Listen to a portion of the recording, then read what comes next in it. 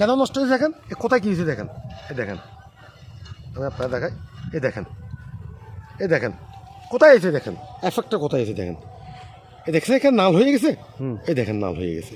আচ্ছা, এটা হচ্ছে যে আপনার ওই যখন এটা ছত্রাক আক্রমণ করছে আর এটা যে ভাইরাসে আক্রমণ এফেক্ট হওয়ার কারণে এটা আস্তে আস্তে সে দেখেন শুকিয়ে গেছে, নষ্ট হয়ে গেছে ভিতরে। হয়ে গেছে। এখন সলিউশন কি আছে না? হ্যাঁ, দুইটা সলিউশন আমরা দিচ্ছি, কোনো সমস্যা নেই। ওষুধ দিয়ে এটা দুইটা ওষুধ দিতে হবে, আর একটা দুইটা খাবারের একটু প্রবলেম আছে। একটা দেখলাম তো আপনার জিঙ্কে একটু প্রবলেম আছে, জিঙ্ক এবং একটা জিপসাম। জিঙ্ক এবং জিপসামটা হয় কি জানেন, এটাতে যে কালারটা চেঞ্জ হয়ে যাবে, খুব দ্রুত কালারটা চেঞ্জ হয়ে যাবে। ওনার যেগুলো দেওয়া হয়েছে এটা, আর এখানে বেসিক্যালি যে জিনিসটা ভাইরাসের যে আক্রমণটা হয়েছে মূলত এটা একটা আমাদের যে যে পোকা, এটা বাহক পোকা থাকে। এই বাহক পোকার কারণে এই যে ভাইরাস শুধুমাত্র এটা প্রতিরোধ করার জন্য একটা কিছু আমরা স্প্রে, যাতে তার বাহক পোকাটা যাতে বাইরে কোথাও এসে এটা।